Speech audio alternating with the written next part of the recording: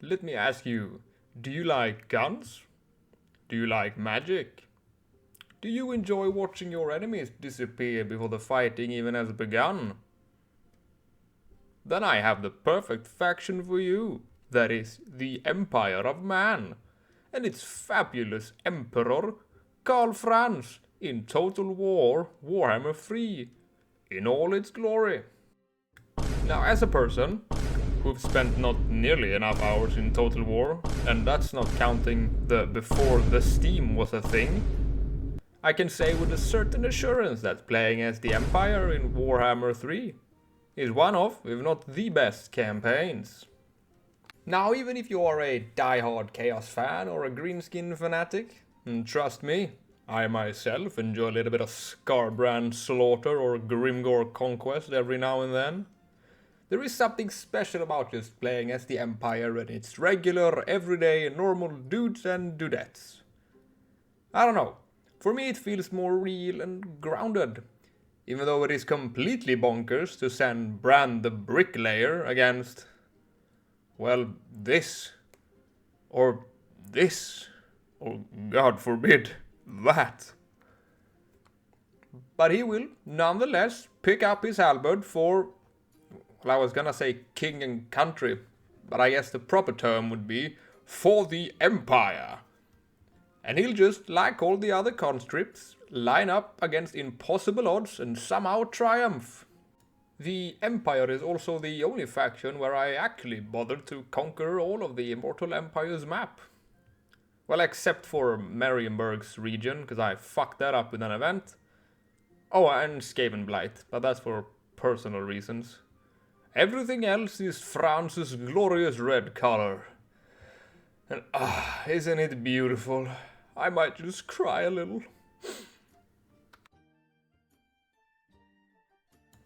They're also one of the few factions where I completed it on very hard, or legendary, in all of the Warhammer games.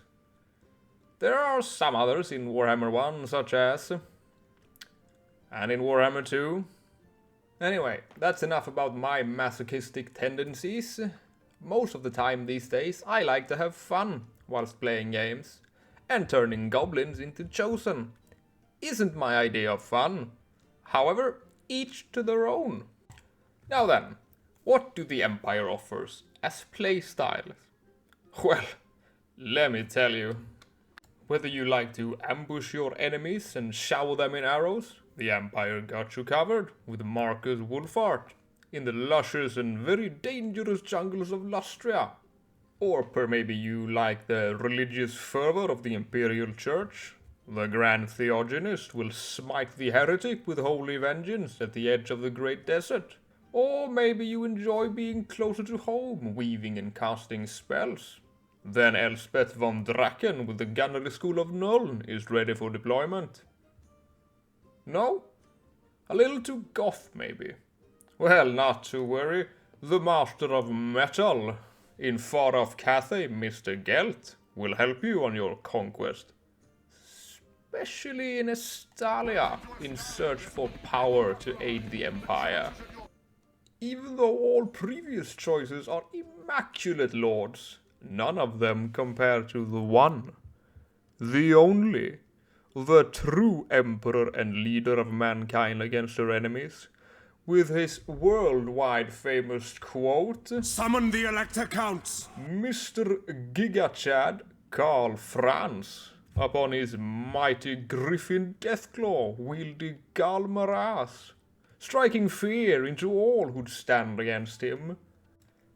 This also gives the Empire a vast variety of campaign options, since the lords mentioned are spread out all across the world, which makes it feel fresh whenever you start a campaign.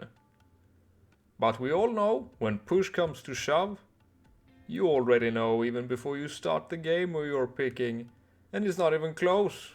Even though in like 15 turns, Vlad is knocking on your door, Wulfric is sailing down river for shits and giggles, Heinrich has annihilated Bretonia with some help from Bellacore, and is now knocking on heaven's door, and Festus is spreading his fun plagues from the Brass Keep. I was going to mention Khazrak, but then I remembered He's useless. Even though all this might sound rough, it matters not. You're clicking on that handsome looking man anyway, and going for the 10th playthrough this year with Mr. Prince and Emperor, in all his splendor and tools at his disposal, whether it be cavalry, infantry or artillery. Speaking of tools at his disposal, the Empire have an incredible roster, and I think it is time we talked about them. The Empire is one hella versatile faction, and thank God for that. I mean, who in their right mind would only want to field heavy infantry and cavalry? Whether you like to field an army of only footmen, which is questionable, but possible nevertheless, from the lowly spearmen up to the mighty greatswords. Or maybe you like a more fast-paced army. Well, the Empire got you covered in Outriders, with their grenade launchers and or rifle/pistols. Or maybe you like cosplaying as Rohan. Then you, my friend, want the Imperial Knights. And they keep the versatility in these ranks as well. You want anti-infantry?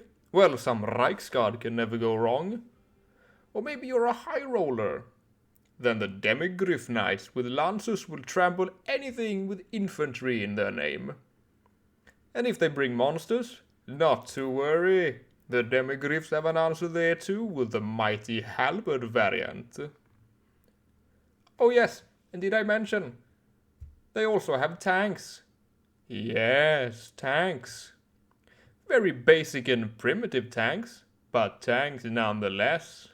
And yes, you can doomstack them to Ghost Division your way through your enemies. Not the most efficient way to try and steamroll your enemies, and they do tend to get bogged down when in melee, but it looks cool as hell. Oh yeah, the Empire also field a number of wizards from almost all schools of magic, thanks to Teclis, if you allow me to drop some real lore into the pot.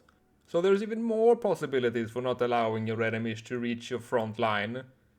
If you wanna burn them, you can just recruit Sienna and go, I don't care how big the room is, I cast Fireball. Well, maybe the burning head in this instant for maximum effect. Or maybe they have some fast movers. Then a light wizard can just say, nuh-uh, and tell him to stop for a time. Or maybe you're a real edgy fella and like the more darker side of things. Not to worry, the Empire got you covered there as well, with a school of shadow or even death. But where the Empire truly shines is with their plethora of artillery in their arsenal. From the not so great mortar to the Hellstorm rocket battery, which if you have the Elspeth DLC, can turn, with the right tech, into the magic rocket battery. And that is just sadistic. However, very satisfying to watch the enemy just turn into mush in a matter of moments. And it gets even better when you combine them with an engineer or two in order to increase accuracy, range and reload speed. But of course, the most optimal army is to find some kind of balance and combine all of them into one. At least if you fight your battles manually. However, if you don't like to fight your battles manually and are more of the Empire management type player, then the Empire got you covered there too. Maybe not from the get-go, but relatively early. Especially now with their reworked renown and allegiance system, where every 3 turns, if you have enough of this green stuff, you can increase the population by 1 in a selected city. And that is a massive game changer. So what you need is a capital building to reach level 4, and you're gonna wanna upgrade the artillery building until you can recruit the Hellblaster volley gun. And then, just make a stack of them. Pair them with an engineer if you can, but it really doesn't matter. And bada bing bada boom, you now have the ultimate power in the galaxy, auto-resolver in the game. Just be careful, the generals and heroes tend to get a bit hurt with all of them auto-resolve, so just keep that in mind. Otherwise, just watch your new literal doom stack plow through most of what the game can throw at you, at least to my experience, and just like so, now you can enjoy managing your realm as you please. This can be a bit pricey, however, so you might want to keep some garrison forces stationed at certain hotspots, whilst your Death Star stack take out your most imminent threat. Just a little disclaimer. And now what do I want to say with all of this? Well, you should probably go and play as the Empire of Man once more and bring peace and justice to your new empire. Let me know of some shenanigans you've been up to whilst expanding the empire in the comments below. And this has been the Fantasy Guy, signing off.